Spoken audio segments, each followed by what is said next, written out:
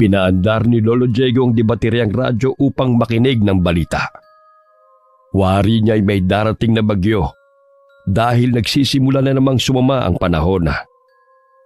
Inutusan niya ang kanyang apo na si Amboy na lagyan ng trapal ang kulungan ng mga alaga nilang itik at mga manok. Sa gayon ay hindi mabasa at magkasakit. Sa bulubundukin ng Bicol naninirahan sina Lolo Diego at Amboy. Bukod sa pag-aalaga ng mga itik at manok, ay gumagawa rin sila ng mga produkto na yari sa abaka, tulad ng bag at lubid. Nagtatrabaho rin sila sa Nyugana. Sa angking bilis ni Amboy sa pag-akyat ng puno ng nyog, ay humanga sa kanya ang mga tao. Kumukuha rin ng tuba si Lolo Diego na siyang ibinebenta niya sa kanilang mga kabaryo. Amboy, pumasok ko na rito at bilisan mo na riyan. Sandali na lamang po ito, Lo. Pinapasok ko lang po sa kulungan ng mga itlog ng inahin. Lumalakas na ang ulan, kaya't sinikap ni Amboy na hindi mabasa ang mga itlog ng alaga niyang si Kiki. Mahal na mahal niya ang manok na yun nabigay sa kanya ni Mang Manuel. Bahagyang napahinto sa kanyang ginagawa si Amboy nang may mapansin na isang maliit na anino na naroon sa mga damuhan. Animoy nakaupo ito at tinatanaw ang kanyang kinaroroonan. Lumakad siya papalapit sa kinaroroonan ng nakita niyang bata. Subalit naaninaw niya na tumakbo ito palayo sa kanya. Abay, nanakawan mo pa ang mga itlog ni Kiki, ha? Agad na sinarado ni Amboy ang kulungan at basang-basa na pumasok ng kanilang bahay. Maligo ka na muna upang di ka lagnatin. Nakaluto na ako ng ating ulam. Bilisan mo na riyan upang tayo makapaghapunan na. Si Amboy ay apo ni Lolo Diego sa nag-iisa niyang anak na si Minerva. 13 gulang na si Amboy. Lumaki siya sa pangangalaga ni Lolo Diego na mag-asawang muli ang kanyang ina. Anak siya ni Minerva sa Amerikanong sundalo. Ngunit hindi niya na nakita ang ama simula nang siya'y ipanganak. Mapapansin ang malaking kaibahan ng kanyang itsura sa mga bata sa baryo. Hindi binalikan ng Amerikanong sundalo si Minerva kahit alam niyang nagdadalang tao ito. Kaya makalipas ng 3 taon ay nag-asawang muli si Minerva. May 2 kapatid na rin si Amboy sa ina. Sa bayan naninirahan ang mga ito at paminsan-minsan ay bumibisita naman sa kanila. Hindi rin nakaligtas si Amboy sa mga matang mapanghusga. Nakakarinig siya ng mga hindi kaaya-ayang mga salita. Tulad na lamang ng siya ay isang anak ng diskrasyada, na ang ina niya ay isang kalaguyo ng sundalo dahil sa mataas na ambisyon nito na makaahon sa kahirapan, kaya pinagsiksikan ng sarili sa sundalong Amerikano. Animoy kasalanan pa ni Amboy na ipinanganak siya sa mundo na walang kinagisnang ama. Minsan tinatawag siya na unon na ang ibig sabihin ay unknown. Ipinagwalang bahala na lamang niya yun dahil mahal naman siya ni Lolo Diego. Dahil sa matinding pagmamahal at pag-aaruga ni Lolo Diego sa binatilyo, ay pinunan ng matanda ang lahat ng pagkukulang ng mga magulang ni Amboy. Sa abot ng kanyang makakaya, ay pinalaki niya ng magalang, masipag at matulungin ang apo. Kahit salat siya sa salapi ay sinikap niyang pag-aralin si Amboy nang hindi umaasa sa ibang tao. Bagamat dahil sa kasipagan ni Lolo Diego maging ni Amboy, ay maraming taos-pusong tumulong sa kanila. Katulad na lamang ni Mang Manuel kung saan sila kasalukuyang nagtatrabaho. Inialok rin ng Ginoo na pag-aralin si Amboy sa sekundarya sa bayan. Ngunit hindi pa handa ang binatilyo na iwan si Lolo Diego. Lo, may napansin po ako kanina. Marahil, yun po ang nagnanakaw ng mga itlog at mga alaga natin. Nakita ko siya nagkukubli sa damuhan. Kaya palagi mong ikulong ang mga alaga mong manok bago sumapit ang dilim.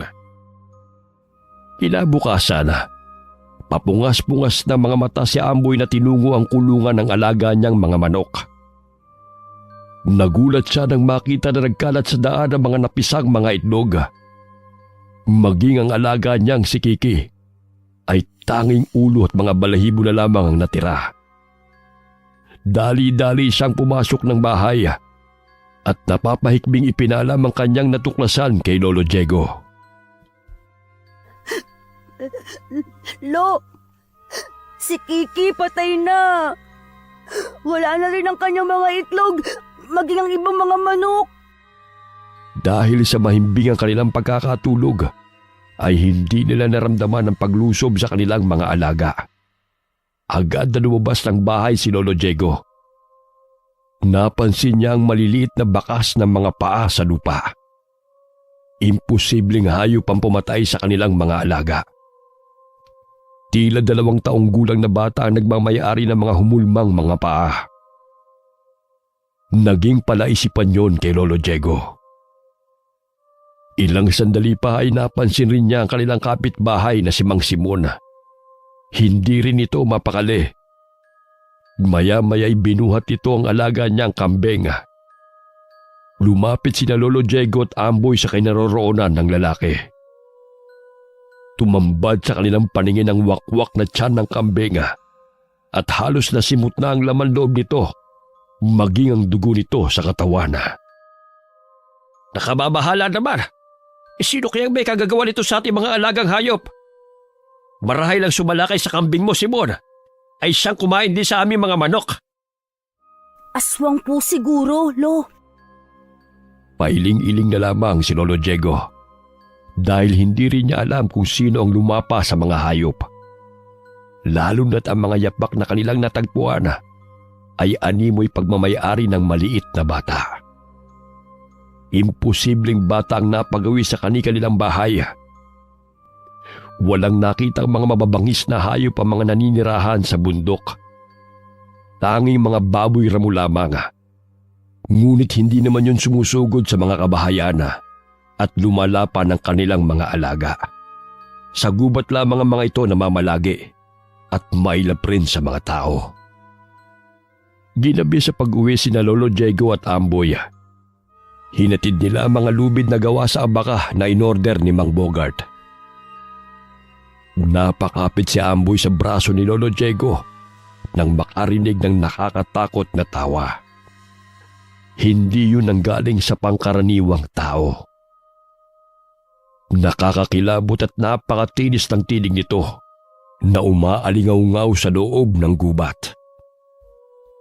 Nakaramdam ng pagmamanhid ng buong katawan si Amboy. Napansin niya ang mga anino na tumatakbo pabalik-balik sa kanilang harapan na animoy nakikipaglaro sa kanilang dalawa. Sino po ang tumatawa? Nakakapanindig balahibot, nakakatakot po. Hindi ko rin alam. Ngayon lang ako nakarinig ng ganong boses. Nagpatuloy sa paglalakad ang dalawa. Subalit hindi nila nararating ang daan patungo sa kanilang tirahan. Animoy naliligaw sila.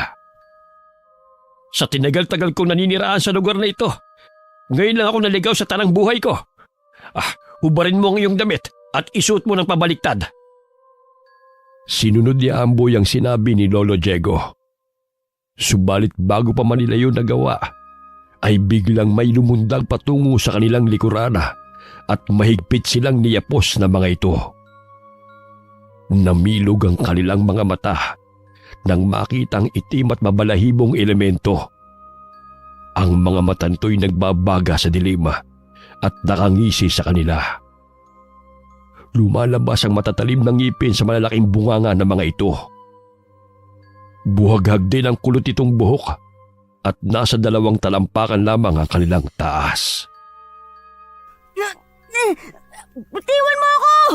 Aray! Nasasaktan ako! Pilit na nilalapit ng maliit na aswang matatalim ng ngipin nito sa leeg ni Amboy. Lumalapat din ang matatalim na mga kuko nito sa balat ng binatilyo, kung kaya't nagdulot yun ng sugat. Hinawakan siya ni Amboy sa likod at buong lakas na ibinagsak sa lupa. Malakas na umungol ito, subalit patuloy nang umingising nakatingin sa kanya. Paurong itong umaatras habang nakalawit ang mahaba nitong dila. Ilang sandali pa ay nagtago ito sa mayayabong na damuhan. Tanaw ni Amboy na pinupulupot ni Lolo Diego ang abakang lubid sa aswang na kalaban nito. Subalit may isa pang aswang na sumasakal kay Lolo Diego habang ginangat-ngat ang leeg nito.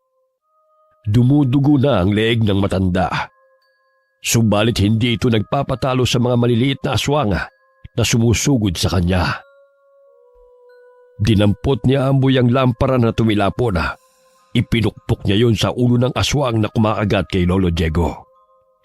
Ilang sandali ay binitiwan noon ng matanda at si Amboy naman ang sinugod nito. Naalala ng binatil yung itak na nakasukbit sa kanyang tagiliran. Kinuha niya yon at iwinasiwa sa harapan ng mga aswang, kung kaya't nagsipulasan ng mga ito at nagtago sa mayayabong ng mga dahon at puno. Lo, malalim yata ang sugat mo. Napuruhan kayo ng aswang na yun. Pag-aalalang sambit ng binatilyo. Hinubad niya ang kanyang damit at inilapat yun sa dumurugong sugat ni Lolo Diego upang tumigil ang pagdurugo. Ayos lang ako. Nasaktan ka ba? Tayo na sakaling bumalik pa ang mga yon. Hindi po. Mga tiyanak po ba mga aswang na yon, Lo? Hindi. Sa bahay ko na lamang ipapaliwanag sa'yo. Magmadali na tayo hanggat hindi na tayo muling inililigaw. Nagpatuloy sila sa paglalakad hanggang makarating sila sa daan patungo ng kanilang bahay. Agad na pumitas ng dahon ng malunggay si Amboy at dinikdik yun.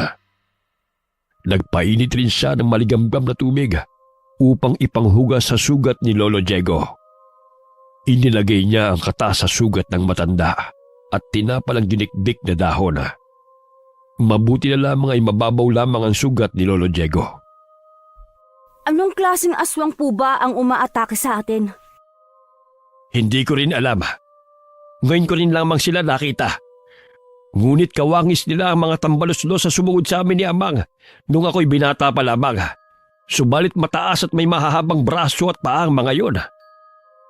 Baka kauri po nila o kasamahan? Itatanong ko kay Martin. Natitiyak kong alam niya kung anong aswang na naman ang gumagala sa kagubatan.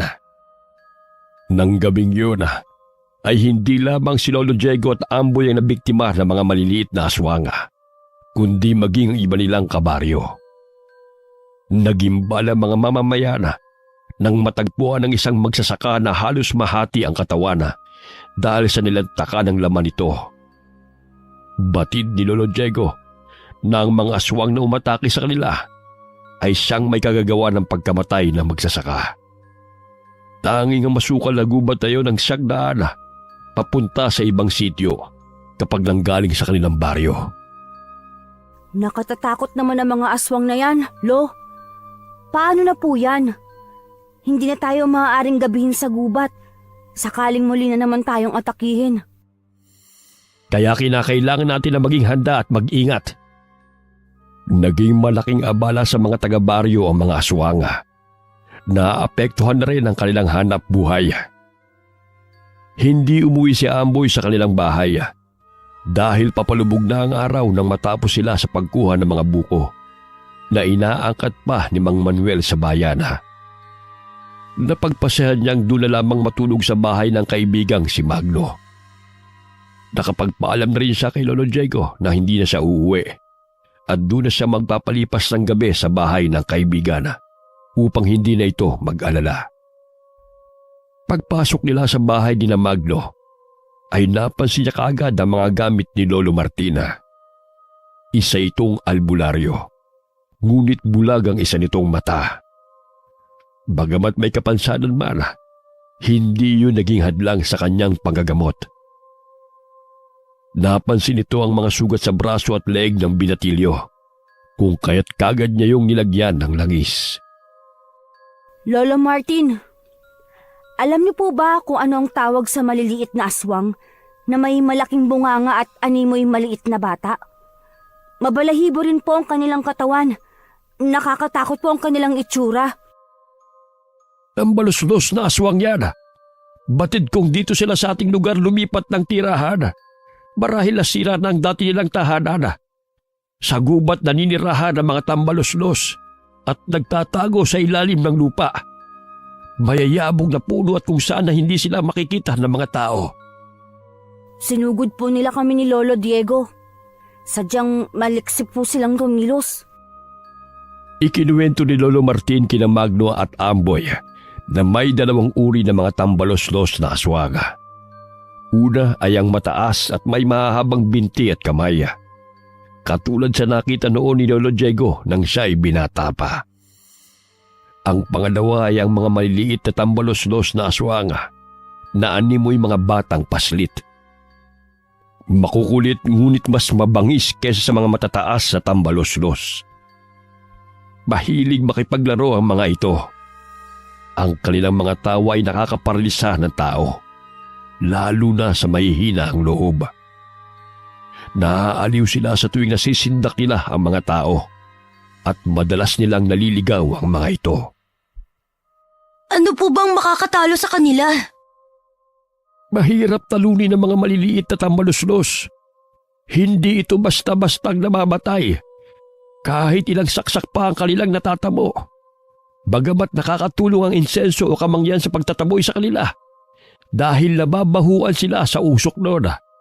Subalit merong tambaluslos na nakakayanan ng amoy ng insenso.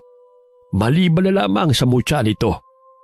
Lahat ng uri ng aswang ay takot dito. Mayroon po palang mutya ang insenso, Lolo? Oo, mutya ng insenso. Malalaman na mutya yun kapag hindi nalulusaw sa tuwing nilalagay sa apoy at nananatili itong bato.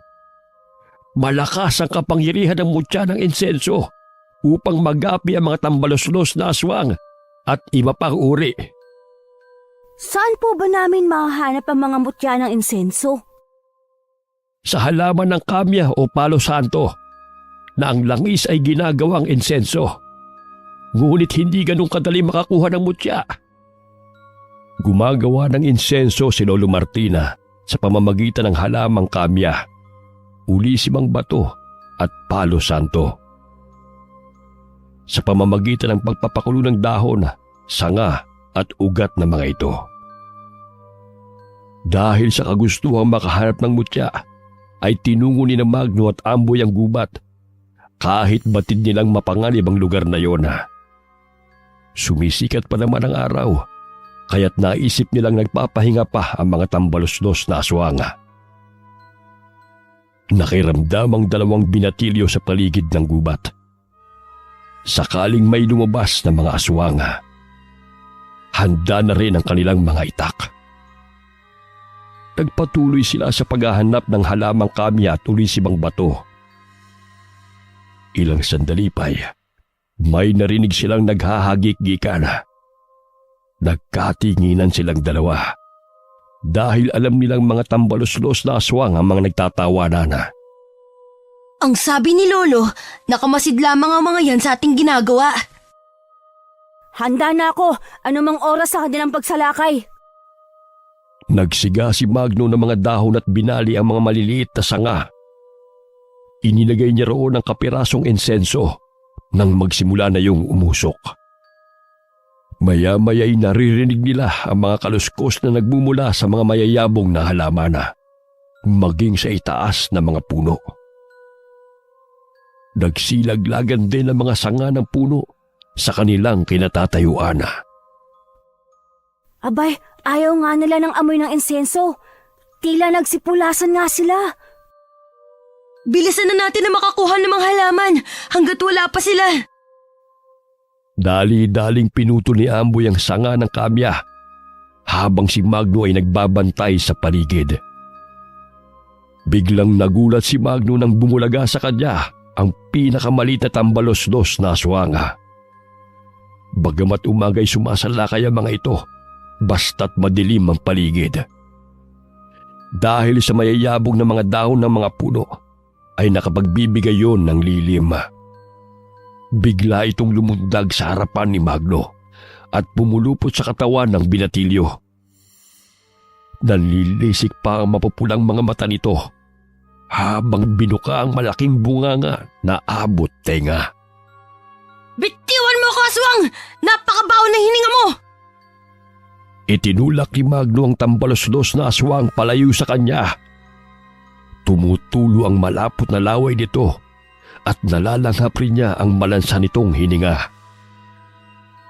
Dali-daling tumakbo si Amboy sa kinaroroonan ng kaibigan at paulit-ulit na hinahambalos ng sanga ng halaman ang tambalos-los na sumugod kay Magno. Bahagya nitong binitiwan si Magno at tumalo naman ito patungo kay Amboy. Ngunit namilog ang mga mata ng tambalos-los na aswang nang magtama ang kanilang paningin ni Amboy. Mababanag ang takot sa mukha ng tambalos-los nang bumungad sa kanyang paningin ang mga asul na balintataw ng binatilyo. Nakita mo ba, Amboy? Natakot siya na makita ang asul mong balintataw. Marahil nanibago siya sa iyong muka. Umalis na tayo rito bago pa magsilabasan ng mga kasama niyang aswang. Dahil siguro sa madilim ang lugar na to at mayayabang ang mga puno. Kaya't dito na lang napili na manirahan. Tama nga si Lolo Martin. Oo nga, napakalaking abala sa atin, lalo na't madalas pa tayong ginagabi sa pag-uwi. Pansamantalang huminto sa pag-aaral si Amboy na makatapos siya ng elementarya. Hindi niya ipinagpatuloy ang sekundarya dahil nasa bayan ng paaralan at ayaw niyang mapalayo kay Lolo Diego. Bagamat sinasabi ng matanda na tuwing Sabado at Linggo ay uuwi rin siya, ngunit ayaw niyang pumayag. Lalo na't nababahala siya sakaling salakay nito ng tambalos-los kapag napapagawi ito sa gubat. Mahal na mahal niya si Lolo Diego. Dahil ang matanda siyang tumayong ina't ama niya, buhat nang siya'y magkaisip. Si Lolo Martin ay pinsan ni Lolo Diego, kung kaya't madalas silang bumibisita sa bahay nito. Kapag hindi nakauwi ng bahay si Amboy, nasisiguro ni Lolo Diego na sa bahay ng kanyang pinsang manggagamot ito namamalagi. Batid niyang nakahiligan na ng kanyang apo ang mga kakaibang bato. Sa katunayan ay marami na itong koleksyon na ginagawa pang kwintas at mga pulseras na natatagpuan sa gubat o di kaya ay sa mga baybayin. Parehas ang kinahiligan ni na Amboy at Magno. Bagamat malayong malayo ang pisikan nilang anyo, si Magno ay may dugong Aita dahil ang kanyang ina ay isang katutubong Aita. Kulot ang kanyang buhok at kayumanggi ang kanyang kulay. Samantalang si Amboy ay maputi kahit na nagtatrabaho sa sakahan at nyugan. Maging ang kulay ng kanyang mga mata ay kakaiba. Pagdating nila sa kubo ni Lolo Martina, ay agad nilang pinagputol-putol ang mga sanga at dahon ng halamang kamya. Napansin ni Lolo Martina mga galos ng dalawang apo. Abay, sinabi ko na sa inyo na huwag kayong pumasok sa masukal na parte ng gubat. Ngunit naghanap pa rin kayo ng mga halaman. Tandaan nyo na hindi lamang sa gabi umatake ang mga tambalos-los. Basta't madilim at may pagkakataon ay kaya nilang pumatay. Para po makagawa po tayo ng insenso. Konti na lamang po kasi ang natitira. Ngayong araw-araw na nambibiktima ang mga tambalos-los na aswang. Wala nang nagawa si Lolo Martina, kundi ang turuan na lamang ang dalawang apo sa paggawa ng insenso. Pinakuluan ni na Amboy at Magno ang mga dahon at pinutol na sanga ng halamang kamya sa kalderong may tubig sa mataas na init, hanggang sa lumambot ang kamya. Nang lumambot na isinalang ang pinakuluang kamya sa mababang init, hanggang sa lumabas ang langis sa tubig. Gamit ang salaana, ay nagtulungan sila Amboy at Magno na ihiwalay ang langis mula sa tubig. Maya-maya'y nilagyan ni Lolo Martin ng asin ang langis upang mapreserba. Ilang oras ding hinintay ni na Amboy at Magno na lumamig ang ginawa nilang langis. Bago inilagay sa garapon, isinara nila yun ng mahigpit hanggang sa tumigas at maging ganap na insenso. Ginagamit ang insenso o kamangyana na pampakalma at pagtataboy ng negatibong enerhiya. Nakakatulong sa mga bagong panganak upang hindi mabinat. Inilalagay ito upang gamitin sa suob. Mabisang pantaboy sa masasamang elemento, espiritu at aswang. 3 klase ng insenso ang kanilang ginawa. Insenso na nagmula sa halamang kamya, insensong palo santo, at insensong ulisimang bato. May iba't ibang kulay rin ang mga ito. Napamangha si Amboy nang makita ang malakristal na mga insenso. Ang insenso na nagmula sa ulisimang bato ang nakaagaw ng pansin sa binatilyo dahil sa kulay itim at sa loob nito'y pula. Animoy hindi pangkaraniwang insenso, katulad sa iba na kanilang ginawa. Ang galing! Nakagawa tayo ng 3 klaseng insenso na nagmula sa 3 klaseng halaman. Tingnan mo, Magno! Gusto ko tong insenso na nagmula sa ulasimang bato. Tila kumikinang ang mapupulang kristal nito. Oo nga, ngunit mas mabango ang gawa sa kamya. Kulay berde naman ang nasa loob nito. Sana may mutya na nabuo sa ginawa natin, Amboy. Abay mga bata, hindi ganun kadali ang makakuha ng mutya. Ipinagkakaloob yan ng gabay ng kalikasan. Huwag kayong mag-alala. Mas pinalakas ang bisa ng insenso kapag pinagsama ang 3 klase ng halamang yan.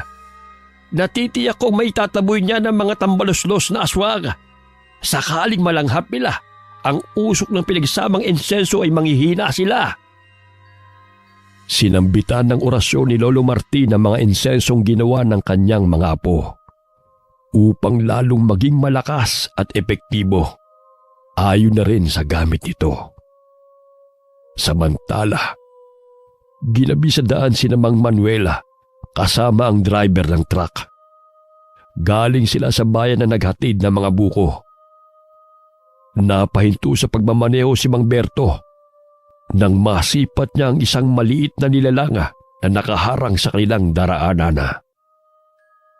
Matalim itong nakatitig sa kanila habang inilalawit nito ang mahaba nitong dila at tumutulo pa ang malalapot na laway. Bahagya siyang kinabahan. Wari niya yun na ang mga tambalos-dos na umaatake sa mga taong naninirahan malapit sa gubat. Hindi nila sukat akalain na maging sa kalsada ay nakarating ito at nanggagambala ng mga sasakyan na napapadaan. Agad na kinuha ni Mang Manuel ang kanyang itak. Inutusan niya si Mang Berto na bilisan ang pagmamaneho hanggang sa marating nila ang nyugan. Yan na siguro mga tambalos-los na aswang na sinasabi ng ating mga kasamahan. Ngayon ko lang nakita ang ganyang uri ng aswang. Parami ng parami ang mga tambalos-los na aswang na sumasampa sa kanilang truck. Niyuyugyug ng mga ito habang naghahagik-gikan. Animoy naaaliw sila na nakikipaglaro sa sasakyan. Ilang sandali pa'y nagulat si Mang Berto nang tumambad sa kanyang harapan ang nakasisindak na mukha ng tambalos-dos na aswang. Sinusuntok nito ang salamin ng truck at pilit na binabasag. Nagpagewang-gewang ang sasakyan, kaya't kagad na tinapakan ni Mang Berto ang preno. Dahilan na tumilapo ng tambalos-dos na aswang na sumusuntok sa salamin ng truck. Ilang sandali biglang tumalsik ang dugo sa salamin dahil nagulungan ng truck ang tumilabo na aswang. Bilisan mong pagmamaneho, Berto. Natitiyak kong papatayin tayo ng mga aswang na yan. Pinaharurot muli ni Mang Berto ang truck at biglang nagpreno. Sa gayon ay tumilapo ng makukulit na mga aswang. Mula sa bintana ay tanaw ni Amboy ang truck na paparating. Lumabas sila ng kubo at sinalubong ang pagdating ni Mang Manuela. Nagkatinginan sila ni Magno nang makitang malapot na dugo na tumalsik sa salamin ng truck. Hinihingan na bumaba sila Mang Manuel at Mang Berto mula sa sasakyan. Mga lintik na aswang na yan. Muntik pa kami mamatay ni Berto. Mabuti na lamang nakapagpreno tong si Berto. Kung hindi sa bangin ang bagsak namin. May mga sugat po kayo, Mang Manuel. Pumasok muna kayo sa bahay upang magamot kayo ni Lolo. Maging si Mang Berto ay nagtamuri ng malalim na sugat sa braso nang mag-agawan sila ng tambalos-dos na aswang sa manibela. Napapangiwi na lamang si Mang Berto habang ginagamot ni Lolo Martin ang kanyang mga sugat. Tang, paano ba natin mapupuksa ang mga aswang na yan? Laking abala na po sa mga tao. Maging sa ating hanap buhay. Laking problema ang dala ng mga aswang na yan. Mababangis ang mga tambalos-los na aswang. Hindi sila basta-basta mahuhuli dahil sa liksi nilang taglay. Magtulungan na lamang tayo mga taga-baryo upang puksain ang mga aswang na yan. Sa gayon ay wala nang mabibiktima pang muli. Nag-isip ng paraan sina Magno at Amboy.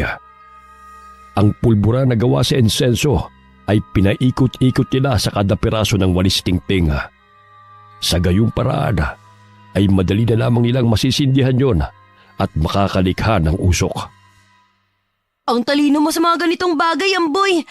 Damihan natin upang wala ng takas yung mga tambalos-los na aswang. Hindi lang ako maalam sa salitang Ingles. Ngunit sa mga ganitong bagay, marami akong ideya. Oo nga, pareho naman tayo eh. Ang hirap kasi basahin ng mga salitang Ingles. Nabubulol ako.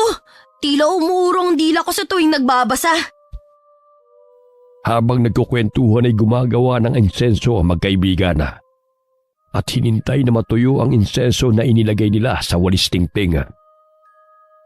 Nang matuyo na ay agad na sinindihan ni Amboy ang dulo ng walis tingting na may insenso. Unti-unting bumababa ang baga na siyang sanhi ng usok. Namangha si Magno dahil naging epektibo ang kanilang ginawa. Sa paraang yun ay hindi basta-bastang makalapit ang mga tambalos-los na aswang na siyang umaatake sa mga tao. Malaking tulong na to sa atin. Kahit papaano'y maitaboy na nito ang mga pasaway ng mga tambalolos na aswang na yan. Napakakulit, nakakainis na. Gusto ko nga silang patayin lahat eh. Kaso nga lang hindi ako pinapayagan ni Lolo Martin na mapagawi sa gubat ng mag-isa. Paano kung huntingin natin ang mga tambalolos na aswang na yan? Di ba sila ang nananakot at umaatake sa mga tao? Paano kung tayo ang tumugis sa kanila? Gumawa tayo ng maraming sandata. Magandang ideya yan, Amboy. Marami akong tanso sa bahay. Gawin nating patalim yun. Parang naglalaro lamang sina Amboy at Magno. Ngunit sa likod ng kanilang murang isipan ay malaki ang kanilang kagustuhan na magapi ang mga tambalos-dos na aswang na siyang nagbibigay ng takot sa kanilang baryo.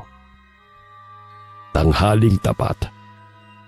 Matapos na manguha ng mga buko ng nyog sina Magno at Amboy ay napagpasehan ng mga binatilyo na umuwi na sa kanilang bahay. Sinimulan nilang sindihan ang ginawa nilang insenso. Inilalagay nila yon sa kanilang dinaraanan.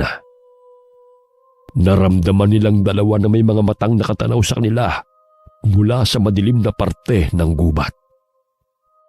Tingnan natin kung hindi mahilo mga tambalolos na aswang ng mga yan sa kasisinghot ng mga ginawa nating insenso. Tiyak na sasakit ang ulo ng mga yan at gugustuhin na nilang umalis sa lugar na to.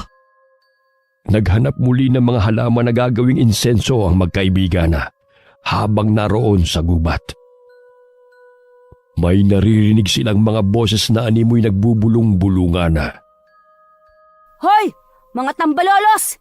Magsilabas kayo riyan! May pasalubong kami sa inyo! Iniangat ni Amboy ang mga insensong hawak. Ngunit ni isa ay walang sumugod sa kanila kahit na naroon sila sa madilim na parte ng gubat. Epektibo ang ginawa nating insenso, Amboy. Damihan natin ang pagkuha ng mga ulisimang bato, kami at palo santo. Oo, para na rin maipamigay natin sa ating mga kabaryo. Lalo na si Aling Trining. Buntis pa naman yun sa ikapito niyang anak. Mabango pa naman ang sanggol sa mga aswang. Sige, bigyan natin siya mamaya. Hinila ni Amboy ang ugat ng halamang ulisimang bato. Napansin niya na animoy may namuong bato sa parte ng ugat ng halamang yun. Naghintay pa sila ng ilang sandali. Subalit wala pa rin lumalabas na tambalos-los na aswanga.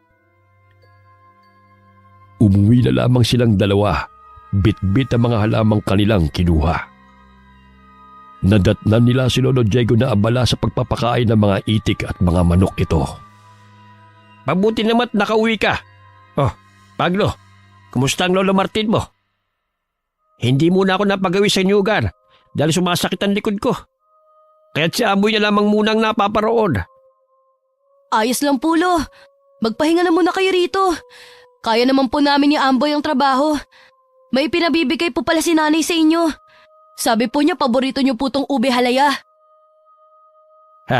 Ang nanay mo talaga kahit kailan hindi ako nakakalimutan. O siya, may pritong bango sa lamesa.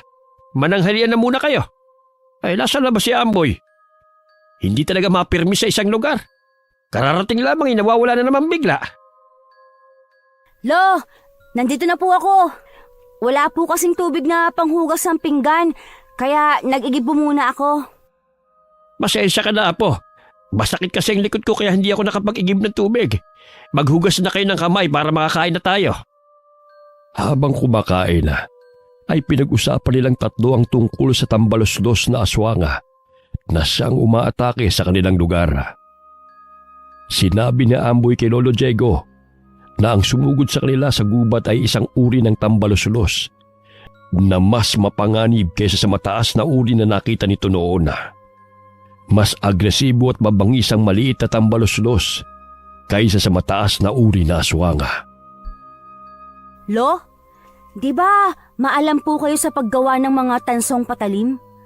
Tulungan niyo naman po kami ni Magno para may panlaban po kami sakaling sugurin po kami nila. Ikaw talagang bata ka. Hindi laruan ng patalim. Mamaya ikaw pang mapahamak sa gagawin mong yan. Lo, malaki na po ako. Kaya ko na pong gamitin yun sa tama. Isa pa, hindi naman po ako basagulero at wala naman po akong kaaway. Maliban na lamang po sa mga aswang. Gusto lamang po namin makatulong. Lalo na't walang pinipiling bibiktimahin yung mga aswang. At saka para na rin po sa depensa sa aming sarili. Batid ni Lolo Diego na tama ang kanyang mga apo. Kinakailangan din ito na magkaroon ng sandata. Lalo na palagi itong napapagawi sa gubat. Matapos nilang kumain, ay tinulungan niya ang dalawang binatilyo sa paggawa ng tansong patalim. Sa pamamagitan ng tanso, ay matagal maghilom ang sugat ng aswanga. May ginawa rin siyang patpat na katulad ng arnis. Ipinako niya ang maliliit na tanso na may matutulis na bahagi sa patpat. Natitiyak niyang masasaktan ang aswanga sakaling mahagip ng sandatang yon. Matapos ang sandatang kanilang ginawa, ay nagpaalam si Magno kina Lolo Diego. Sumabay siya sa mga magsasaka na napapadaan sa kanilang inuuwian. Hindi pa naman lumulubog ang araw, kaya't hindi pa masyadong mapanganib sa gubat. Mag-ingat ka, Magno, sa iyong pag-uwi. Maaga pa naman kaya takot pa ang mga tambalolo sa liwanag. Umuwi si Magno dala ang mga sandatang kanilang ginawa. Nagpaalam si Amboy kay Lolo Diego na pupunta sa bahay ni Trining.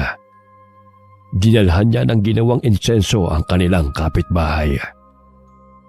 Magandang hapon po, Aling Trining. May ginawa po akong insenso. Nag-aalala po kasi ako na sakaling mapagawi ang aswang sa bahay ninyo. Buntis pa naman po kayo. Makatutulong po ito na maitaboy ang mga masasamang elemento. Matapos na maibigay ang insenso, ay nagpaalam na siya sa ginanga. Tinungo niya ang kanilang kusina at nagpakulo ng tubig. Nilinis niya ang mga halaman na nakuha sa gubat. Gumawa na naman siyang muli ng insenso at pinaghalo ang 3 klaseng halaman. Sana may taglay na mutya ang insensong gagawin ko. Napansin ni Amboy ang malabatong ugat ng halamang ulisimang bato. Iniligay niya yun sa tubig, sakaling makatutulong yun sa kanyang mga sangkap na gagawin. Amboy, ano bang niluluto mo riyan? At tilang abalang-abala ka. Gumagawa po ako ng insenso, Lo. para mas marami tayong maiimbak na maaaring gamitin sa pagtataboy ng mga aswang sa ating baryo. Ayos mag-ingat ka upang hindi ka mapaso. Natutunan mo yun sa Lolo Martin mo, ano?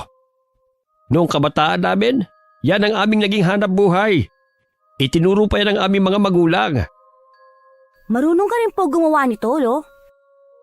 Aba oo, maging ang mga sangkap na ginagamit sa panggagamot. Kaso nga lang, hindi ko ipinagpatuloy ang pagiging albularyo. Ang Lolo Martin mo ang sumunod sa yapak ng kanyang mga magulang. Ako sumasama lamang ako nun sa kanya.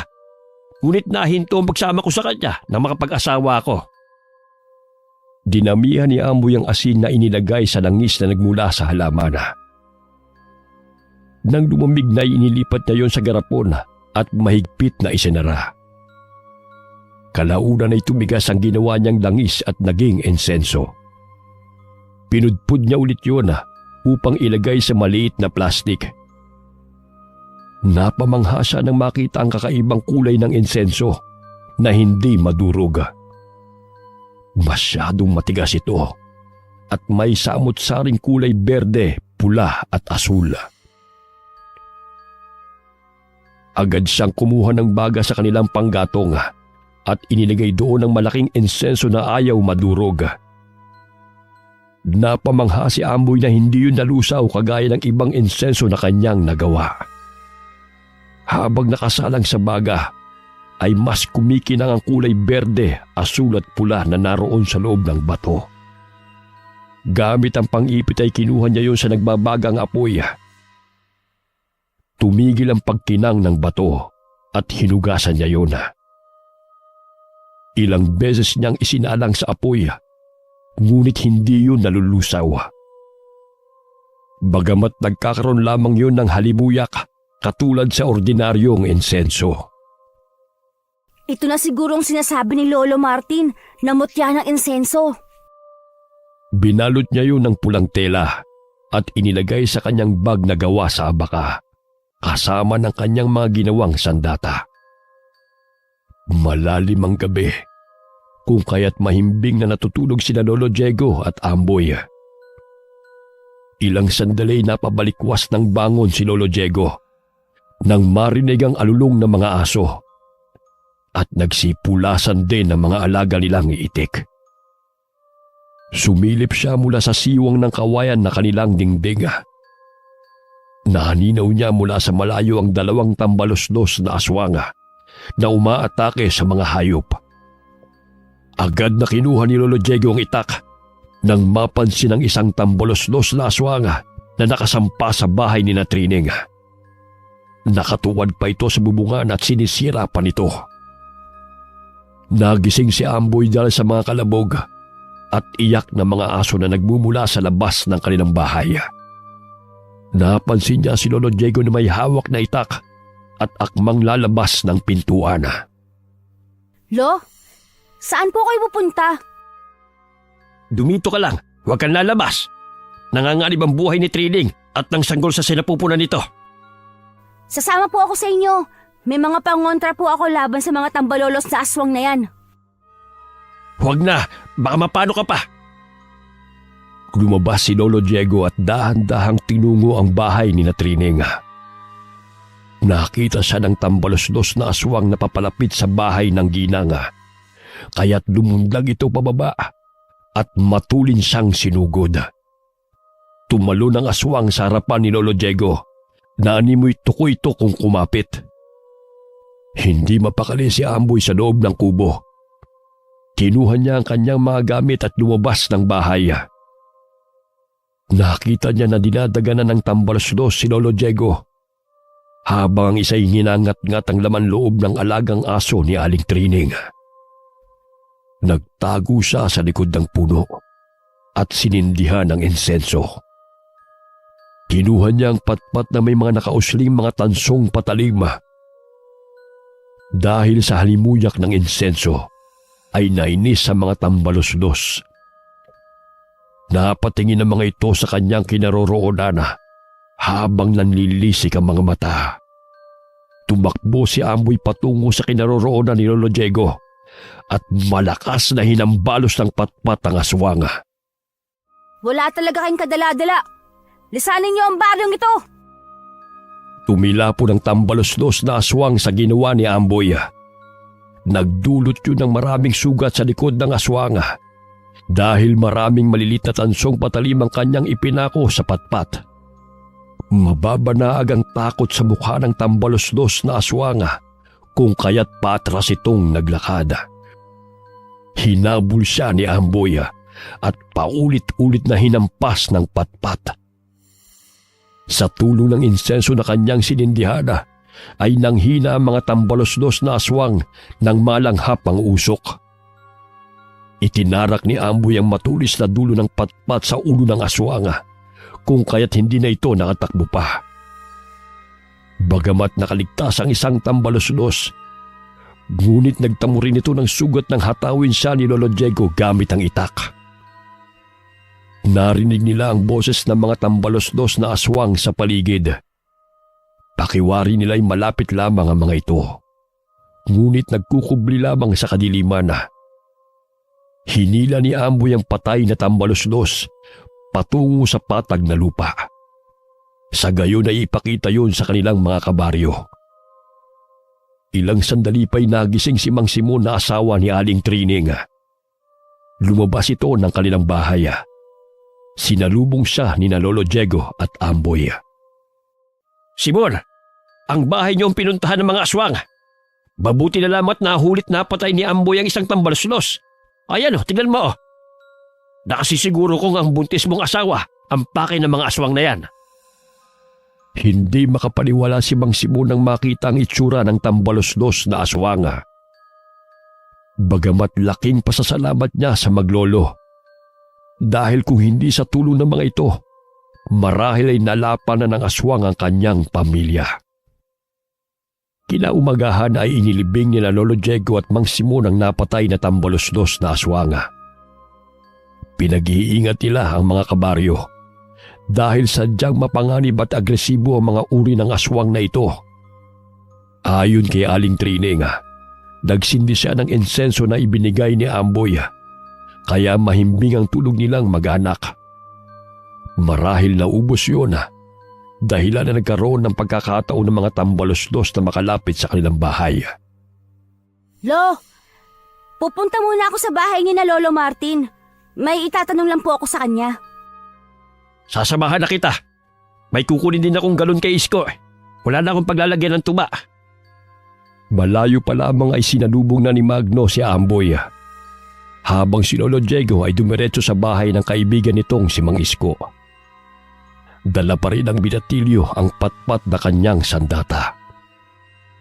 Magno, hindi ka maniniwala si papakita ko sa'yo. Merong kakaibang bato akong nakuha mula sa ginawa kong insenso na ipinagsama sa 3 klaseng halaman. Kapag inilagay ko sa baga o apoy, ay lumilikha ito ng 3 kulay. Talaga ba? Sige, kukuha ako ng apoy. Tamang-tama, nagsasaing ako ngayon. Kumuha ng lata si Magno at doon isinilid ang baga ng natupok na sinigaang kahoy. Inilabas ni Amboy ang bato na nakabalot sa pulang tela at inilagay sa loob ng lata. Nandilat ang mga mata ni Magno nang makita ang bato na umiilaw ng kulay pula, berde at asul. Nagbibigay rin yun ng halimuyak katulad ng sensenso na kanilang ginagawa. Totoo nga. Maaari isa siyang mutya, Amboy. Hindi natutunaw kapag inilalagay sa apoy. Mas mabango rin siya kumpara sa mga insenso na ginagawa natin. Itanong natin kay Lolo Martin kung mutya nga ito. Sakaling totoo, ay ipabindisyon na natin sa kanya upang mas mabisa ang kapangyarihan ng mutya. Gamit ang pang-ipit ay agad yung kinuha ni Magno sa apoy. Bagamat kinuha yun ni Amboy gamit ng kanyang kamay. Nagkatinginan silang dalawa dahil hindi man lang nakaramdam ng init si Amboy. Ilang sandali unti-unting tumigil ang pagkinang ng bato. Marahang hinawakan ni Magno ang bato, ngunit naramdaman niyang mainit yun. Hindi ka napaso? Ang galing naman, Amboy. Ikaw na siguro ang napili na magkaroon ng ganyang mutya. Halika na at ipasuri natin kay Lolo Martin. Sabik na ipinakita ng magkaibigan ng bato kay Lolo Martina. Maging ang matandang albularyo ay namangha sa kakaibang bato na taglay ni Amboy. Noon lamang siya nakakita ng mutya na umiilaw sa tuwing inilalagay sa apoy. Nilagyan ng langis ni Lolo Martin ang mutya ng insenso upang lumakas ang bisa nitong taglay. Sinabihan niya si Amboy na kinakailangan na pahiran ito ng langis sa araw ng Biyernes dahil yun ang paraan ng pag-aalaga ng mutya. Bawal hakbangan ng sinumang may tangan nito. Kung nagawa man ang ipinagbabawal, ay pahiran lamang itong muli ng langis upang manumbalik ang lakas at bisa nito. Matapos mabasbasa ni Lolo Martin ang mutya ng insenso, ay agad na binalot muli ng binatilyo ng pulang tela ang bato. Maya-maya'y nagpaalam sila sa matanda upang maghanap ng mga kawayan at kahoy. Huwag na kayong gumala sa gubat. Baka mapano na naman kayo. Hindi naman po kami lalayo eh. Kukuha lang po kami ng kawayan. Batid ni Lolo Martin na may katigasan ng ulo ang kanyang mga apo. Nananaig ang kuryosidad sa mura nilang kaisipan kung kaya't marami silang naiisip. Kahit ay pinagbabawal na pumunta sa madilim at masukal na parte ng gubat, ay kanilang ginagawa. Gumawa sina Amboy at Magno ng kanyong kawayan upang maging sandata laban sa mga aswang. Ang galing naman ng kanyang kawayan na to, Magno. Marami akong tinipon na lata. Tiyak, masasaktan na ang mga makukulit na mga tambalolos na aswang. Malakas ang buga ng kanyon. Hindi lang sa bagong taon tayo magpapaputok. Sa oras na lumusob ang mga aswang, magagamit din natin to. Abay, sino ba nagpagawa sa inyo ng kanyong kawayan? Wala po lo. Reserba lang po. Malapit na rin po kasi ang buwan ng Desyembre. Kaya gumawa na po ako ngayon bago pa maubusan ng mga kawayan. Agad na inilagay ni Magno at Amboy ang isang kanyon sa silong ng kubo ni Lolo Martina. Habang isa'y dinala ni Amboy pauwi ng kanilang bahay. Kayo talaga ni Magno kung ano-anong ginagawa at iniisip. Huwag kayong basta-basta pumupunta sa gubat ng kailag. Tandaan nyo, nagtatago lamang doon ang mga tambaluslos. Sa tingin ko'y may lihim na tirahan ng mga yon, maliban sa pinagtatago ang mga puno. Nag-iingat naman po kami ni Magno. Sa katunayan, may naiisip na po kaming paraan upang mawala na yung mga tambalolo sa ating lugar. Sa gayon, ay makakilos na po tayo ng malaya. Anong paraan na naman yan? Huwag kayong lumusob sa mga tambaluslos na walang kasamang nakatatanda. Sadyang mapanganib. Matapos na mapatay ang isang tambaluslos, ay pansamantalang natigil ang pagsugod ng mga aswang sa mga kabahayan. Subalit ayon kay Lolo Martina, ay mapanganib ang katahimikan na ginagawa ng mga tambaluslos na aswang, sapagkat naghihintay lamang ang mga ito ng pagkakataon na lumusob muli sa mga tao. Binasag ng malakas na mga atungal ang katahimikan ng gabi. Samahan pa ng malakas na hagikikan na umaalingaw-ngaw sa loob ng gubat. Nagising sina Amboy at Lolo Diego. Laking gulat nila ng maraming mga tambaluslos na nagsilabasan sa gubat. Sumasampa sa bawat bubungan ng mga kabahayan. Ito na nga bang sinasabi ko? Batid ko maghihiganti ang mga yan sa pagkamatay ng kanilang kasamahang aswang. Kasalanan po nila kung bakit sila pinapatay. Silang lumulusob sa mga tao at naghahasik ng lagim dito sa baryo. Agad na kinuha ni Amboy ang kanyang kawayan at pinainit yun. Kumuha siya ng isang bote ng gas at mga lata na kanyang tinipon. Inilabas niya ang bunganga ng kanyang kawayan sa butas ng silong ng kanilang bahay. Nilagyan niya ng lata na magsisilbing bala ng kanyon. Kasabay ng malakas na pagsabog ng kanyon ay ang paglipad ng lata na tumama sa tambaluslos na aswanga na nakasampa sa bubungan ni Mang Simon. Maging ang Ginoo ay nagising dahil sa malakas na sunod-sunod na putok na pinakawalan ni Amboy. Nagulantang ang mga taga-baryo nang makita na maraming tambaluslos ang sumusugod sa kanilang bahay. Kaya kanya-kanya silang kuha ng kanilang patalim upang mailigtas ang kanilang pamilya. Naririnig ni Amboy ang iyakan ng mga anak ni Mang Simon at Aling Trining. Subalit sa tuwing sasampa ang mga tambalos-los na aswang sa bahay ng mga ito, ay pinatatamaan niya ng balang lata gamit ang kanyang kawayan. Dahilan para mahulog ito sa bubungana o di kaya'y umaatungal sa tuwing lalapit sa bahay ni Mang Simon. Nagpalinga-linga ang mga tambalos-los sa paligid at nasipat niya ang dulo ng kanyang kawayan sa silong ni Amboy. Patalon-talon itong lumalapit sa kubo. Nagbabaga pa ang nandidilat ng mga mata nito habang nakatingin sa bahay ni Amboy. Batid nito na doon nagmumula ang putok. Subalit laking pagagulat nito nang biglang may malakas na lata na sumalpok sa kanyang muka, dahilan na mawalan ito ng malay. Akala mo makakalapit ka, ha? Ayan, sapul ng pangit mo mukha.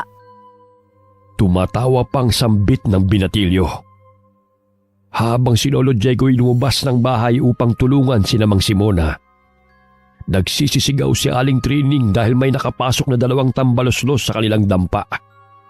Ganun na lamang ang pagdepensa ni Mang Simon sa kanyang mag-anak mula sa aswang na gustong sumakmal sa buntis niyang asawa. Mga kampo ng demonyo! Bumalik kayo sa lungga niyo! Iwinawas-iwas ni Mang Simon ang kanyang patalim sa harapan ng 2 tambalos-los.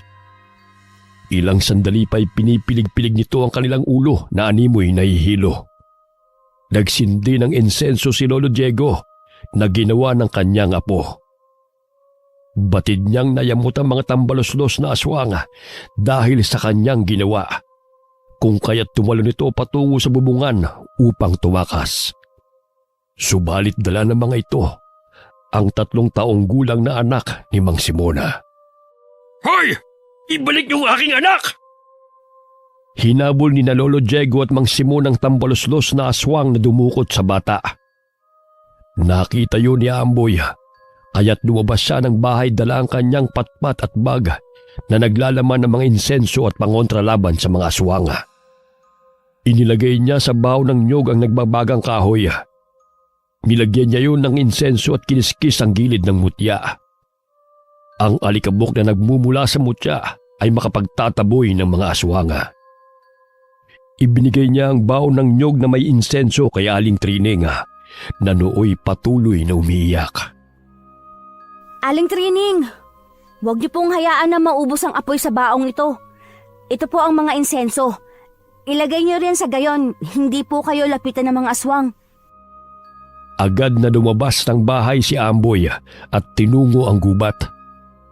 Naririnig niya ang nakakakilabot na hagik-gikan ng mga tambalos-los na aswanga. Nasipat ng kanyang paningin ang 2 tambalos-los na bitbit ang anak ni Mang Simon. Matulin siyang tumakbo patungo sa 2 tambalos-los. Hindi niya mawari ang lakas ng kanyang katawan. Nagpalipat-lipat siya sa mga puno hanggang sa marating niya ang kinaroroonan ng mga ito. Malakas ang palahaw ng bata dahil sa takot. Nabitiwan ng tambalos-los ang bata dahilan na mahulog ito mula sa itaas ng puno. Nagpadaos-dos si Amboy sa puno upang iligtas ang bata. Ilang sandali na hawakan niya ito sa paa. Animoy isa siyang ibon na lumilipad sa ere habang pababa ng puno. Napansin din niya ang maliit na ilong na nagmumula sa kanyang baga. Batid niyang mula yon sa mutya ng insenso. Tama nga si Lolo Martin. Kapag kinakailangan ng tulong, ay kusang gagana ang mutya na ito. Marami pa itong taglay na kapangyarihan na aking matutuklasan. Kinalong niya ang bata na nooy nanginginig ang buo nitong katawan. Huwag ka na matakot. Ililigtas kita. Makakauwi ka ng inyong bahay. Ilang sandali lumundag sa kanilang harapan ng isang tambalos-los na aswanga. Kinuha niya ang patpat sa kanyang tagiliran at malakas yung hinahambalos sa tambalos-los. Ibigay mo sa amin ang bata! Amin ang batang yan! Anong sa inyo? Wala kayong pagmamayari. Wala kayong karapatang malakit ng tao. Lisanin ninyo ang lugar na to. Ibigay mo sa amin ang bata! Ikaw ang dahilan kung bakit namatay ang aking kapatid! Pagsisisihan mo ang ginawa mong ito sa kanya! Tumalon-talon ng tambalos-los na aswang sa harapan ni Amboy. Subalit maliksing nakakailag ang binatilyo sa pagsugod sa kanya ng tambalos-los, habang mahigpit na nakakapit ang bata sa kanyang bewanga. Maya-maya'y dumating si Lolo Diego at Mang Simona. Agad ay binigay ni Amboy ang bata sa ama nito at nagpagulong-gulong sa damuhana. At isa-isang sinusugod ng patpat ang mga tambalos-los na aswang. Lo, magsiga po kayo ng maraming insenso. Palibutan ninyo ang bahay upang hindi na po sila makalapit sa inyo. Hayaan niyo na po ako dito. Kaya ko na po ang sarili ko. Maging si Lolo Diego'y hindi makapaniwala sa liksi at lakas ng apo habang nakikipaglaban sa mga tambalos-los. Sinunod ng matanda ang sinabi ng apo, ngunit hindi niya hinayaan na mag-isang makipaglaban ang apo.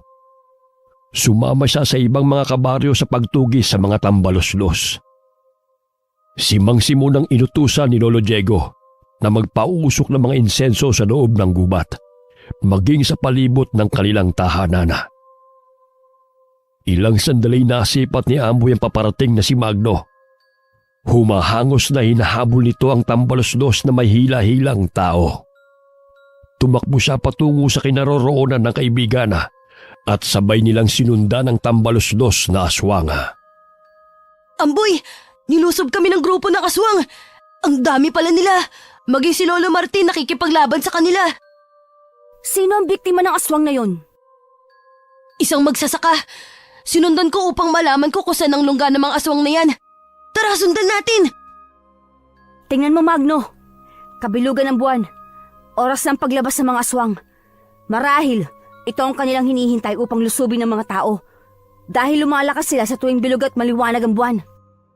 Kaya ba nating matalo ang mga tambalos-los? Gayong napakarami pala nila. Matatalo natin sila. Lakasan mo lamang ang paniniwala mo sa may kapal. Maging sa iyong sarili. Nagtago silang dalawa sa mayayabong na talahib. Nasipat ng kanilang paningin na nilalantakan ng 3 tambalos-los ang sariwang laman ng biktima. Hinila nila yun patungo sa masukal na parte ng gubat. Sa tulong ng liwanag ng buwan ay naaaninaw ni Amboy na may maliit na butas sa lupa. Amboy, tignan mo pumasok sila sa maliit na butas at tinatakpan ng mga dahon. Marahil doon nila dinadala ang kanilang mga biktima. Ilan na rin sa mga magsasaka ang nawawala. Huwag kang mag-alala. Mamaya, papasukin natin yan. Nahihibang ka na ba? Paano kung hindi tayo makalabas ng buhay? Hindi naman tayo papasok na nariyan ng mga pesting mga aswang na yan. Nakikita mo ba to? Namilog ang mga mata ni Magno nang maaninaw ang hawak na trianggulo ni Amboy. Sumagi na sa kanyang diwa kung ano ang pinaplano ng kaibigan. Saan mo naman nakuha ang mga trianggulong yan? Humingi ako kay Mang Bangdong, kapalit ng buko. Nagbibenta siya ng mga paputok. Hanep ka talaga. Napakatalino mo, Amboy. Maingat na sinindihan ni Amboy ang mitsa ng trianggulo at itinapon sa butas kung saan pumasok ang mga tambalos-los na aswang. Kasabay ng sunod-sunod na pagsabog ng mga paputok, ay siya namang nagsilabasa ng mga maliliit na aswang. Isa-isang sinugod ni Magno at Amboy ang mga tambalos-los. Naninag nila na ang isang aswang ay natamaan sa mukha, dahilan na ang kalahating pisngi nito ay nawasak. Gamit ang matulis na dulo ng patpat, ay isa-isa nilang inundayan ng saksak ang kanilang mga kalaban hanggang sa mawalan ito ng buhay. May naririnig pa silang mga boses sa ilalim ng butas. Sinindihan ni Amboy ang paputok na super lolo at inihulog sa ilalim ng lupa. Sabay takbo palayo at nagkubli sa mayayabong na talahib. Ilang sandali lumikha yun ng malakas na putok. Dahilan na magsilabasan ng ilang mga tambalos-los na putol ang kamay, natapyas ang parte ng mukha. Ngunit nakayanan pa rin makatakas sa malakas na pagsabog. Laking tulong ng mga paputok na to, Amboy. Tignan mo, marami sa kanila ang malubhang kalagayan. Oh, ayan. Gamitin mo. Ngunit mag-ingat ka sakaling ikaw naman ang mawala ng mga daliri. Huwag ka mag-alala, marunong akong gumamit nito. Sinindihan ni Magno ang isang trianggulo at inihagi sa butas. Subalit inihagis muli ng tambalos-los na aswang pabalik sa kanila. Mabuti na lamang ay napansin yun ni Magno bago pa pumutok ang trianggulo. Amboy, takbo! Naisahan tayo ng isang tambalos-los na yun ah! Hinila niya ang kaibigan upang makalayo sa trianggulo. Nakita nilang pangising lumabas ng butas ang tambalos-los na aswanga. Matuli nitong tumakbo patungo sa kanilang kinaroroonan upang agawin ang mga paputok kay Magno. Ngunit maliksing nakailag ang binatilyo at malakas niyang hinambalos ng patpat ang leeg nito. Nasakta ng aswang sa ginawa ng binatilyo, dahilan para mapasubsob ito sa damuhan. Gusto talagang kumuha ng hindi nila pagmamayari. Maging ang gubat na to ay inangkinan nila. Marahang bumangon ng aswanga, subalit hinampas muli ni Magno ng patpat ang ulo nito at paulit-ulit na tinusok ng matulis na parte ng sandata ang likod ng tambalos-los hanggang sa bawian ito ng buhay. Nakiramdam sina Amboy at Magno sa paligid. Marami-rami na rin silang napatay ng mga tambalos-los na aswanga gamit ang mga paputok. Sinalansan nila ang mga tambalos-los sa mayayabong na damuhana upang hindi makita ng mga kasama ng mga ito. Naririnig pa nila ang mga hagik-gikan ng ibang mga tambalos-los. Batid ni na Amboy na nariyan lamang ang mga ito sa itaas ng mga puno. Nagtago ang dalawa sa mayayabong na damuhana. Naaninaw nila na bitbit ng mga ito ang walang malay na si Lolo Martina. Tingnan mo, si Lolo Martin yan ah. Halika na at ililigtas natin si Lolo. Sandali! Huwag kang magpadalos-dalos. Tingnan mo, marami pa sila. Baka tuluyan nila si Lolo. Ginapos ng mga tambalos-los si Lolo Martin sa kahoy. Ilang sandali pa'y ginising nila ang matandang albularyo. Maya-maya'y iminulat ni Lolo Martin ang kanyang mga mata. Nagtamo rin siya ng sugat sa ulo. Tanda! Nasa na ang mga taglay mong mutya? Kung gusto mo pang mabuhay, ay ibigay mo sa amin ang mga mutya! Akala niyo ba'y mauuto niyo ako? Sakaling makuha man ninyo ang mga mutya, papatayin niyo pa rin ako. Hinding-hindi ko ipagkakalob ang mga mutya sa masasamang nilalang na agaya niyo! Ang tapang mo, tanda! Wala ka ng lakas upang labanan pa kami! Noon ay nakayanan mong magapi ang aming mga kasamahan. Pwes ngayon ay wala ka nang magagawa, kundi ang sundin ang aking kagustuhan. Wala kang mapapala sa akin.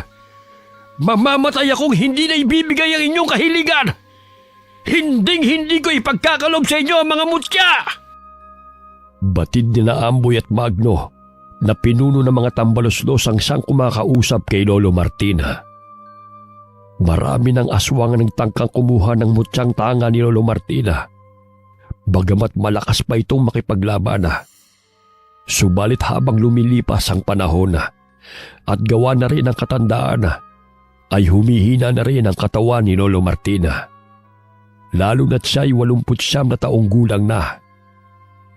Biglang nagulat ang mga tambalos-los na aswang nang sumulpot si Amboy sa kanilang harapan na nakalambitin sa mga baging. Gamit ang patpat ay isa-isa niyang hinambalos sa mga ito. Sino ka namang labastangan na handang kumalaban sa amin? Pakawalan ninyo si Lolo Martin kung ayaw ninyong isa-isa kong basagin ang mga bungo ninyo. Sunod-sunod na putok ang narinig ng mga tambalos-los, dahilan na mababanag ang takot sa kanilang mga mukha. Lingid sa kanilang kaalaman na si Magno ang may kagagawan ng putok na yun. Buong akala ng mga tambalos-los na aswang na isang makapangyarihan ang binatilyo na kanilang kaharap. Bagamat sa tulong ng mutya ng insenso ay nagbibigay yun ng likse lakas at tapang kay Amboy. Sinasangga niya ang bawat pagsugod ng mga tambalos-los na aswanga. Maririnig ang mga atungal sa loob ng gubat. Maging sina Lolo Diego at ibang mga kabaryo ay abala din sa pakikipaglaban sa mga aswang na sumusugod sa kani-kanilang kabahayan. Namilog ang mga mata ng pinuno ng mga tambalos-los na aswanga nang maaninaw ang mukha ni Amboy. Bahagya siyang napaatras dahil bumungad sa kanyang paningin ang asul na mga balintataw ng binatilyo. Batang albino! Albino! Hindi ikaw ang tatalo sa aming angkan! Nagtaka si Amboy dahil tinawag siya ng tambalos-los na albino. Inutusan nito ang mga kasamahan na sugurin si Amboy upang patayin. Mutya ng insenso na aking tangan. Naway gabayan at proteksyonan ako ng aking engkantadong gabay na siyang tunay na nagmamay-ari ng makapangyarihang mutya. Sunod-sunod na putok ang muling narinig ng mga tambalos-los na aswanga. Bagamat takot may sinunod pa rin nila ang ipinag-uutos ng kanilang pinuno na patayin ang batang albino. Habang nakikipaglaban si Amboy sa mga tambalos-los na aswanga, ay kinalaga ni Magno si Lolo Martina. Nagsindi siya ng insenso upang hindi makalapit ang mga tambalos-los sa kanila. Bagamat namilog ang mga mata ng binatilyo, sapagkat imbis na insenso ang kanyang sinindihan, ay ang dulo ng paputok ang kanyang nasigaan. Agad niya yung itinapon. Nagkataong ibinuka ng tambalos-los na aswang ang malaki nitong bibig, kung kaya't pumasok ang triangulo sa bunganga nito. Maya-maya ay sumabog ang paputok, kasabay ng pagsabog ng ulo ng tambalos-los na aswanga. Nakachamba ako, Lolo. Halina kayo upang makalisa tayo sa lugar na to. Paano si Amboy? Hindi natin siya maaaring iwanan, lalo na't marami pa siyang kalaban. Huwag kayong mag-alala. Babalikan ko siya. Itatago ko lang kayo sa talahiban. Mukhang malaki ang sugat sa ulo niyo ah. At saka baka makita pa kayo ng pinuno ng mga aswang niyan. Mahirap na. Kami na po ang bahala ni Amboy sa kanila. Mag-ingat kayo mga apo. Maraming salamat sa tulong ninyo. Umusan ng dasal si Lolo Martina upang mapangalagaan ng mga gabayang dalawa niyang apo. Aminado siyang mahina na ang kanyang katawan at kinakailangan na magkaroon ng panibagong magmamayari ng mga mutya na kanyang tangana. Yun ay sina Magno at Amboy. Hindi may pagkakaila ang lakas ng loob ng dalawang binatilyo. Lumundag ang dalawang tambalos-los na aswang patungo sa harapan ni Magno. Bahagya siyang napaatras nang maninaw ang malalaking bibig ng mga ito. Napatda siya nang mapansin na kakaiba ang dila ng isang tambalos-los. Nahati ito sa dalawa na animoy ahas kung gumalaw. Kinuha niya ang karet sa kanyang tagiliran na ginagamit niya sa sakahan. Hinataw niyang nakalawit na dila ng tambalos-los, dahilan para maputol ito. Sige, lumapit pa kayo! Babasagin ko yung mga pagmumukha nyo! Nakakaumay kayong mga aswang! Ayos ka lang ba riyan, Magno? Oo, nakakainis na tong mga aswang na to eh. Huwag kang mag-alala, kinalagan ko na si Lolo. Naging matagumpay ang tambalan ni Magno at Amboy. Isa-isa na lang nagagapi ang mga tambalos-los na sumusugod sa kanila. Sa tulong ng mutya ng insenso na siyang nagbibigay patnubay, proteksyon at lakas habang sila'y nakikipaglaban. Nanginginig ang isang tambalos-los nang mahagip ng matalim na karet ni Magno ang kanyang tenga. Ilang sandali itinarak ni Amboy ang matulis na dulo ng patpat sa kanyang mata. Sumirit ang malapot na dugo. Animoy nahaaliw na ang dalawang magkaibigan sa pagsugod sa mga tambalos-los na aswanga. Wala na silang takot at pagdadalawang isip na paslangin ang kanilang mga kalaban. Nakita nilang nagngingit-ngit sa galit ang pinuno ng mga tambalos-los. Hinabol nila ito dahil pumasok ito sa butas patungo sa ilalim ng lupa. Sa tulong ng maliit na flashlight ay nakita nila ang mga nakatumpok na mga buto. Tila kuweba sa ilalim ng lupa ang kanilang napasok. Malawak ang loob noon. Marami na pala silang nabiktima. Maging ang mga kalansin ng mga hayop dito nila dinadala. Siya nga, sakaling marami pa silang narito. Kailangan natin mag-ingat. Tuso ang pinuno ng mga tambalolos na yon. Sa di kalayuan, naaninaw nila ang tambalosdos na aswanga. Kumagapang ito sa itaas na bahagi ng lupa. Sa tulong ng mutya ng insenso ay nagbibigay yon ng liwanag. Hanip talaga yung mutyang taglay mo, Amboy. Nagkukusa ko anong kailangan natin. Animoy de bateryang ilaw. Oo nga, tinutulungan niya tayo kasi ang dilim naman dito. Ilang sandali tumakbo palayo ang aswang at nagtago. Subalit natagpuan siyang muli ng 2 binatilyo. Lumayas ka rito sa aking tirahan, albino! Bakit muli kang nabuhay? Matagal na kitang pinatay! Hindi ako albino katulad ng pinagsasabi mo. Kung gusto mo lumayas kami sa tirahan mo, huwag mo rin kaming gambalain. Mga lapastangan kayong mga tao! Hindi kayo maaaring mabuhay! Dapat kayong mamatay! Ikaw na ninalang nakutong lupang walang karapatang mabuhay. Sa dami ng pinaslang nyo, may karapatang ka pang mabuhay. Putulin ko yung matabil mong dila, makita mo. At sino ka namang balugang sabat ng sabatriyan? Umalis kayo sa tirahan ko! Hinagis ng pinunong tambaloslos sa mga nakatambak na mga buto patungo sa 2 binatilyo at tumakbo palayo. Malakas na binato ni Amboy ang hawak niyang patpat patungo sa kinaroroonan ng tambaloslos, kaya't natamaan ito sa paa. Nasugatan may patuloy pa rin itong tumatakas sa 2 binatilyo na humahabol sa kanya. Pilit itong nilalabanan ng halimuyak ng mutya ng insenso na inilagay ni Amboy sa baong may apoy.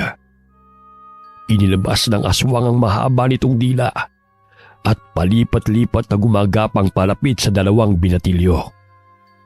Ilang sandali nagkaroon ito ng pagkakataon na mapulupot ang mahaba nitong dila sa leeg ni Magno. Subalit malakas na itinarak ng binatilyong hawak nitong karet sa dila ng tambaloslos. Dahilan para maputol ito. Malakas na bumagsak ang pinunong tambaloslos sa nakatumpok na kalansay. Nilapitan nilang 2 at paulit-ulit na sinaksak ng patalim. Nakadilat pa ang mga mata ng tambaloslos na aswang nang mawalan ito ng buhay. Tama nga si Lolo Martin. Hindi sila nakaliligtas sa mutya ng insenso. Umalis na tayo rito. Nakakakilabot naman ang lugar na to. Sandali lang. Tingnan muna natin ang paligid. Baka may makita pa tayong itinatago ng mga aswang na yan. Napatras ang 2 binatilyo nang makita ang 2 tambaloslos na nilalantakan ng laman loob ng baboy ramo. Napangisi pa ito sa kanila habang lumalapit. Ngunit biglang nagbago ang reaksyon ng mga mukha ng mga tambaloslos nang masinghot ang halimuyak ng mutya ng insenso. Nagpaikot-ikot ang mga ito habang tumatakbo palayo. Bagamat wala na silang mapupuntahan dahil dulo na yon ng kanilang tirahan. Tumakbo sila upang lusubin ang 2 binatilyo. Nahagip ng matalim na kuko ng tambaloslos na aswang ang mukha ni Amboy. Subalit maliksis ang nahawakan ng binatilyo sa kamay at malakas na ibinagsak sa lupa. Habang si Magno at ang isang tambaloslos ay nagpagulong-gulong sa lupa hanggang sa mapunta sila sa nakatambak na mga kalansay. Paulit-ulit na hinampas ni Magno ang ulo ng tambaloslos gamit ang malaking buto na kanyang nadampot. Napakakunat ng buhay nyo! Kailan pa kayo mamamatay lahat? Sinindihan ni Amboy ang triangulo na nakapa sa kanyang bulsa at isinilid yun sa bunganga ng kalabang tambaloslos.